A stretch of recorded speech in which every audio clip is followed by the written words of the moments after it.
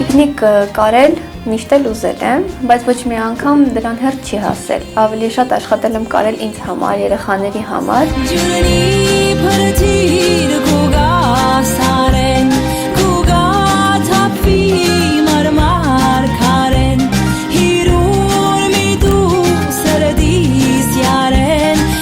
Տատիկս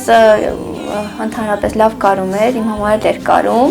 ես սիրում եմ, երբ որ նա նստում էր մեքենայի մոտ, ինչ-որ մի բան էր ստեղծագործում, իմ ձայնել կտրելու համար մեկ-մեկ տիկնիկներ էր փոքր-մոքր կարում, որպեսզի խելոք պահեմ, շատ բան ես իրենից եմ սովորել, իմ առաջի ուսուցիչը նա է եղել։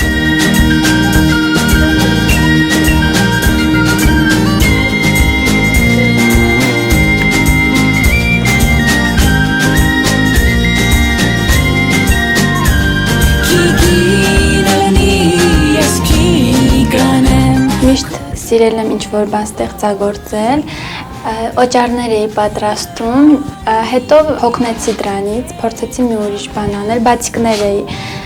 ուզում պատրաստել, դա էլ փորձեցի, դուրս եկավ ընթացքը, գործընթացը ինչպես է կատարվում, բայց միևնույնն է այն չէր, ինչ կուզենայի միշտ զբաղվել դրանով։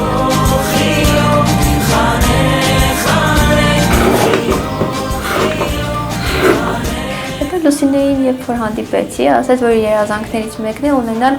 մի փափուկ տիկնիկ եւ նշեց, որ ճիլդա տիկնիկ, ասյալ ես քեզ օգնեմ, տեսնենք կստացվի, կարենք։ Կարեցինք, այդպես ստացվեց, այնուհետև առաջի աշխատանքից հետո դա վերածվեց հոբբիի եւ մենք արդեն աշխատում ենք հավաքածուների վրա։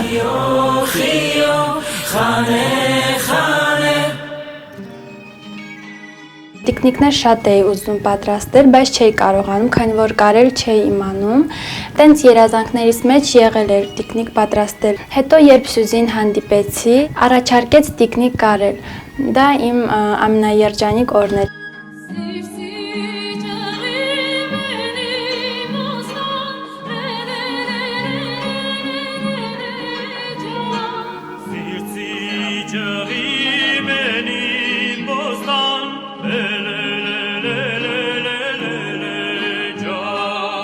Ես մասնագիտությամբ գյուղատնտես եմ,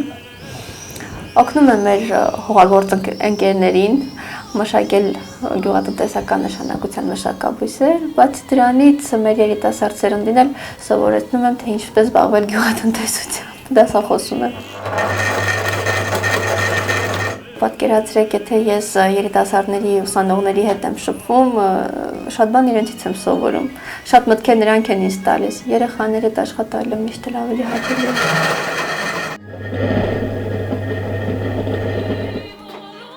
Մենք ունենք շատ կրեատիվ մտածելակերպով երիտասարդներ,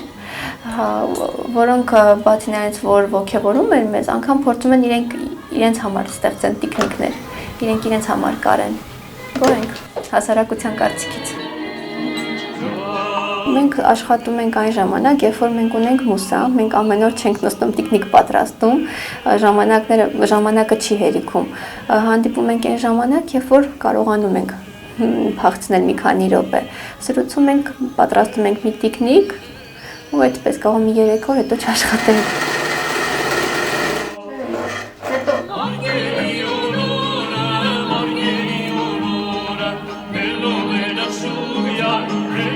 Մասնագիտությամբ ֆինանսիստ եմ, աշխատում եմ վերահսկիչ պալատում։ Իմ գործի բնույթը վերահսկողական գործառույթներ իրականացնելն է։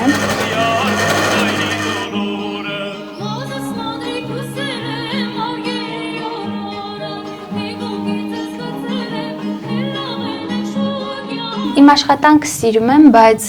տիկնիկներ կարելը ավելի շատ եմ սիրում, ինձ հաճույք է պատճառում, հանգստանում եմ տիկնիկներ կարելով։ Եթե հնարավոր լիներ, կթողնեի իմ աշխատանքը և կզբաղվեի տիկնիկագործությամբ։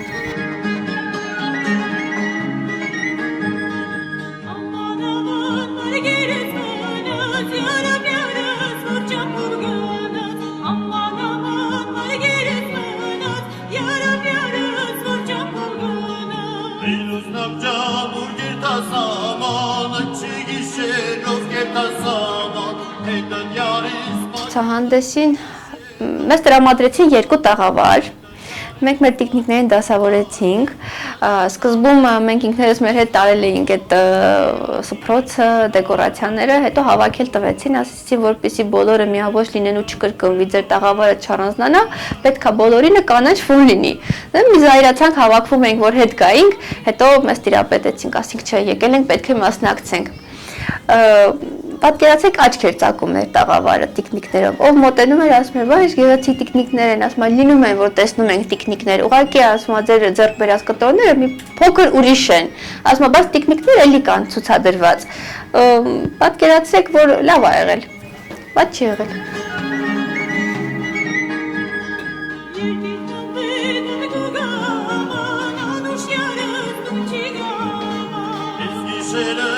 Ճիշտն ասած, երբ մենք մասնակցեցինք Շուշիի ցուցահանդեսին, սփյուռքահայերի կողմից ավելի մեծ ուշադրության արժանացանք, նրանք ավելի մեծ հետաքրքրություն ցուցաբերեցին, քան տեղի բնակիչները։ Ինձ թվում է դա ժամանակի հարց էր։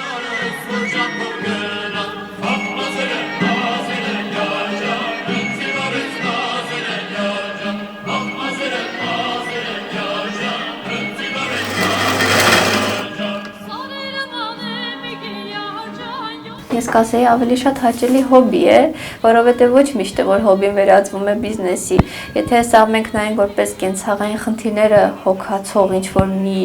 երևույթ, դա մենք չենք կարող սրանով ապրել։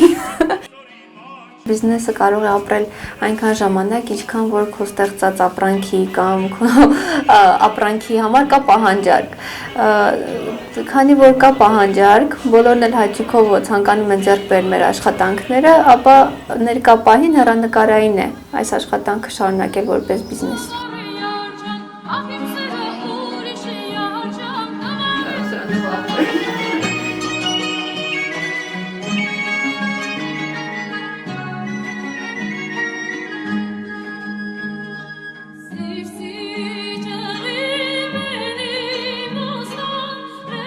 Տրամադրությունն է ստիպում, որ հավաքածու ստեղծվի։ Ունեցել ենք ամանորյա, ունեցել ենք հայկական տարազներով եւ ներկայությամբ աշխատում ենք գարնանային հավաքածուի վրա։ Պատկերացրեք, որ ամանորը միանգամից ամանորի տրամադրություն է, չէ՞, մեզ մոտ։ Մենք տաք հագուստ ենք պատրաստում, շալիկներ ենք պատրաստում, օգտագործում ենք տաք գույներ, հետեւաբար հավաքվում է ամանորյա հավաքածու։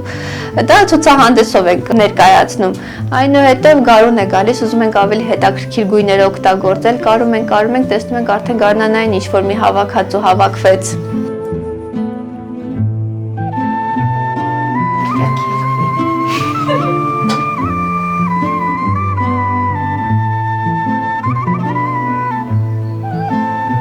Բերան չունի, մեր տիկնիկները շատ հնազանդ հարցներ են։ Տենց դեպք չի եղել, որ մի տիկնիկը կրկնօրինակվի, յուրաքանչյուրը անհատականություն է, նայած ոնց են ուզում, կամ մենք ոնց ենք այդ պահին մտածել, մտադրված եղել տիկնիկար ենք, տենց տարբեր չափսերի լինում են։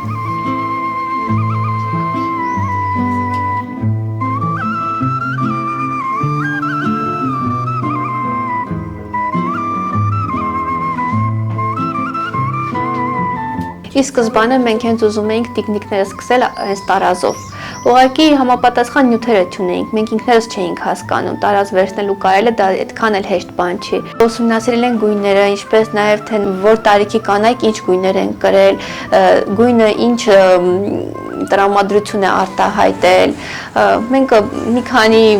որոշ ժամանակ ուսումնասիրել ենք, այնուհետև պատասխանատու այդ գործը սկսել անել, էլի, որովհետև պատկերացնում եք աշխարհում տարածվի մի տիկնիկ, որը որ անվանակոչել ենք հայկական տարազ, ու դա սխալ հասկացվի, դա ընդհանրապես տարազի հետ ոչ մի կապ չունենա, դա մի փոքր հայրենասիրական, դա չէ, ոչ թե մի փոքր, այլ դա հայրենասիրական չէ։ Աշխարհին ներկայանալ սխալ ձևով։ Մենք մի քանի ամիս ուսումնասիրեցինք շրջանների թե տարազը ինչ է իր մեջ ընդգրկել, քանի հագուստ է եղել, մենք չենք վերցրել ուղղակի տարազի կտորը շոր հագցրել ու կարել, մենք վերարտադրել ենք թե քանի հագուստ է հագել հայկիների ժամանակ, ներքևից մինչև վերև։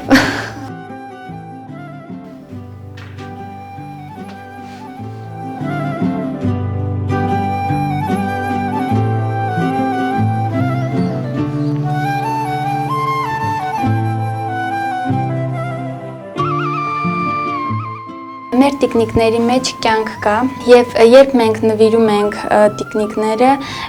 մի տեսակ համ տխուր է լինում, որ բաժանվում ենք նրանց հետ, բայց ուրախությամբ ենք նվիրում, որ գիտենք ինչքան են հավանել։ Տիկնիկները մենք հաճախ նվիրում ենք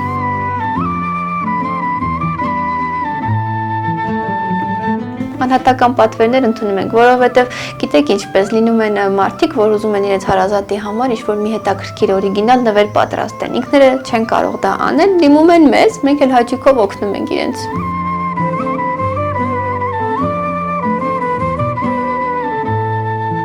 Մենք բոլորին միանշանակ չենք անվանակարգում, լինում են տիկնիկներ, որ ստեղծման ընթացքում իրանք արդեն իրանց անունը ձեռք են բերում, բայց լինում են տիկնիկներ, որ սպասում են իրենց տիրոջը։